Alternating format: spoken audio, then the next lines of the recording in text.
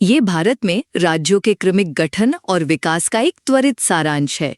देखिए, 1956 से लेकर 2014 तक हमारे भारत का राजनीतिक नक्शा काफी बदला है और इसे समझना आज की प्रशासनिक व्यवस्था को समझने के लिए बहुत जरूरी है। इसे ना एक बढ़ते हुए बड़े परिवार की तरह समझिए, जहां जैसे जैसे जरूरत पड़ी वैसे वैसे घर में नए कमरे बनते गए। तो पहला अहम पड़ाव था हमारा 60 का दशक। 1956 में हमने 14 राज्यों और 6 केंद्र शासित प्रदेशों के साथ शुरुआत की थी और फिर ना भाषा के आधार पर बंटवारा शुरू हुआ, बिल्कुल एक बड़े घर के कमरे बांटने की तरह।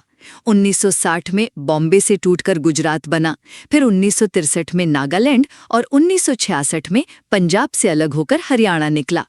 अब यहाँ जरा सोचिए, क्या भाषा के आधार पर किया गया ये शुरुआती बंटवारा एक मजबूत नींव रखने के लिए वाकई जरूरी था?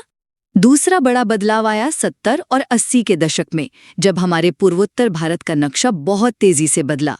1971 में हिमाचल प्रदेश को केंद्र शासित प्रदेश से पूर्ण राज्य बना दिया गया।